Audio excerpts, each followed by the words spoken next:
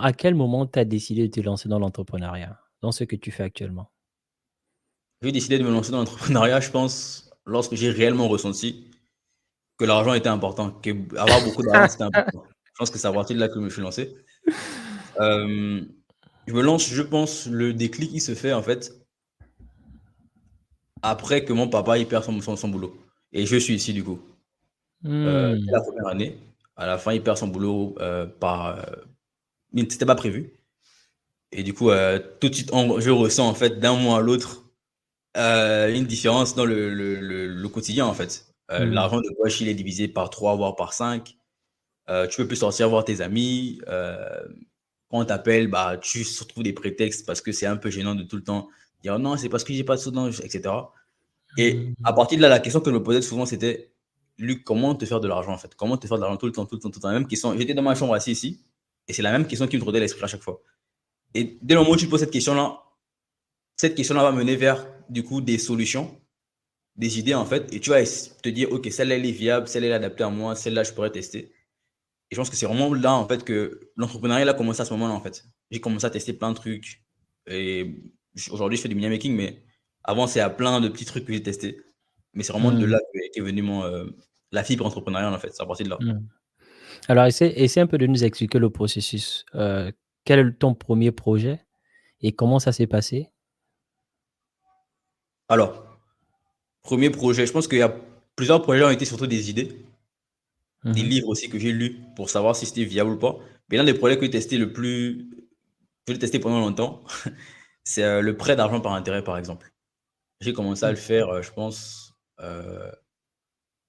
ouais, le prêt d'argent par intérêt, j'ai commencé ça assez tôt. Et du coup, où je trouvais l'argent à prêter aux gens, bah, à l'époque, je n'utilisais même pas encore Photoshop. Parce qu'actuellement, je suis quand même, je sais utiliser le logiciel Photoshop, mais à l'époque, je ne savais même pas utiliser le logiciel. Il y a un ami qui savait l'utiliser. Et du coup, lorsque les parents envoyaient les sous pour payer l'école, qu'est-ce que je Mmh. faisais? Je payais la moitié. On payait par mensualité, je payais la moitié. Je lui ai demandé de me modifier le reçu. J'espère qu'on peut écouter cette interview-là. Et du coup, je prenais la photo du reçu, mais j'avais pas payé toute la mensualité. Et l'argent qui restait, en fait, c'est avec ça que je prêtais de l'argent à des inconnus. Et j'avais un petit pourcentage dessus et ça me faisait 15 000 francs en poche de plus, 20 000 francs en poche de plus par mois, et cetera. Ça, Ça, c'est c'était la un business risqué quand même. très risqué, mais vu dans quelle situation j'étais, en fait, j'ai pas, en fait, enfin, j'ai trouvé que c'était pas un risque. En fait, c'était très risqué, mais en fait, j'étais très sélectif et c'était limite du management. Il fallait savoir à qui tu prêtais l'argent. Il fallait un peu analyser, voir son compte, c'est qui, qu'est-ce qu'il fait dans la vie, et cetera, avant de prêter. J'ai pas eu tant de problèmes que ça Ah, durant toute la période. c'était des risques calculés en quelque sorte. Voilà, exactement. Il y avait des proches que je connaissais depuis longtemps à qui je prêtais de l'argent. Je prenais un peu je faisais des petites lettres qu'il fallait qu'ils signent juste pour un peu la forme, etc. Et voilà quoi. J'ai pas eu de problème plus que ça. C'est vraiment la vraie activité que j'ai lancée qui a marché, qui m'a fait rapporter de l'argent, on va dire. Et après, il y a plein de trucs qu'on a testé avec Jonas parce que Jonas, on se connaît du coup depuis la deuxième année que je suis arrivé ici. Et Est-ce que tu peux nous dire c'est qui Jonas pour les personnes qui ne ah ouais, connaissent pas c'est vrai, c'est peut-être? vrai. Du coup, Jonas, c'est mon intime collaborateur depuis déjà 2-3 ans, on va dire.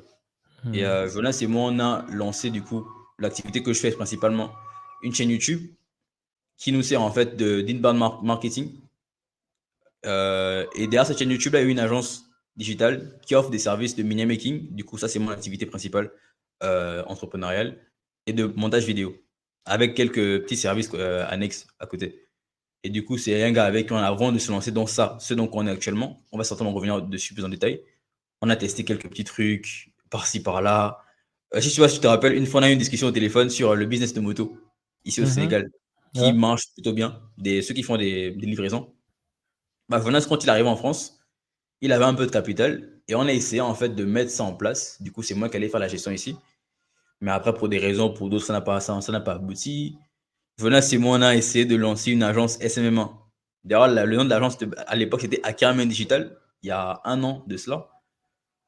Vu que lui travaille dans une hôtellerie. Du coup, moi, j'ai fait le PowerPoint, un joli PowerPoint. On a encore le PowerPoint. Je lui ai envoyé le PowerPoint. On a fait un peu le speech, comment il allait aller démarcher ses gérants là-bas. On les a démarchés, ça a failli mordre avec des sommes vraiment faramineuses, hein. Franchement, les sommes qu'on a écrites, on a mis beaucoup de services qu'on a livrés, on n'a même pas les compétences. On comptait se former après qu'on ait bouclé du coup l'offre. On a essayé ça pour plusieurs raisons. Finalement, ça n'a pas abouti. Enfin, plein de petits trucs aussi, des petits trucs, mais vraiment des petits business, on va dire, quoi. Mais on a testé plein de trucs qui nous pouvaient nous rapporter un peu de sous, quoi. Et parce qu'on avait besoin d'argent. Lui, il avait ses réalités d'étudiant en Occident. Moi, j'avais mes réalités d'étudiant en Afrique, du coup. Et voilà, quand on cherchait un peu, quoi. Mais voilà, celui, c'est vraiment lui, Jonas, quoi. C'est mon compagnon, on va dire, depuis. Mais vous avez commencé ensemble au Sénégal, c'est ça?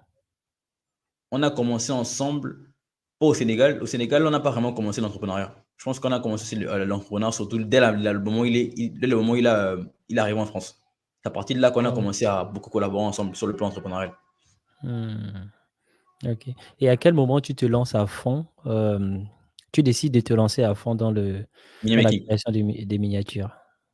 Alors, déjà, justement, les créations de miniatures, c'est Jonas qui me fait me lancer dedans parce que dès sa deuxième année, du coup, en A France. avant que tu ne continues, est-ce que tu peux expliquer c'est quoi les miniatures pour les personnes qui nous regardent? Ok. Du coup, le mini making, ou c'est souvent plus compréhensible en anglais, c'est YouTube Thumbnail Designer. Donc, c'est concepteur de miniatures YouTube. C'est juste un graphiste qui crée des miniatures, donc des espèces de vignettes qu'on voit sur les vidéos. Et ces vignettes-là, elles sont importantes aujourd'hui, très importantes aujourd'hui pour les créateurs de contenu parce que bah, il y a des gens qui vivent de YouTube. Il y a des gens qui servent de YouTube pour faire du contenu gratuit qui va leur servir à attirer les gens vers du contenu payant du coup. C'est un canal d'acquisition en concours, on va dire. C'est vraiment un canal d'acquisition. Et du coup, la miniature, elle est importante. Pourquoi? Parce qu'elle permet de générer plus ou moins de clics, ce qu'on appelle le CTR, le taux de clic par impression. Donc, c'est en gros, c'est un pourcentage entre le nombre de fois où YouTube va mettre ta miniature, donc ta vidéo, sur un fil d'actualité, et le pourcentage de fois où les personnes qui tomberont sur ta miniature vont cliquer sur la miniature. Et ça va donc Mmh. dépendre des couleurs, du contraste, de plein de petits détails que les graphistes vont utiliser pour rendre la miniature plus ou moins belle. Et du coup, c'est un métier qui n'est pas encore très démocratisé, mais que les gens vivent de ça, hein. Il y a des gens qui vivent de mini making. Donc, Mmh. voilà, on va dire que c'est une niche du graphisme, en fait, en gros. C'est ça le mini making. OK.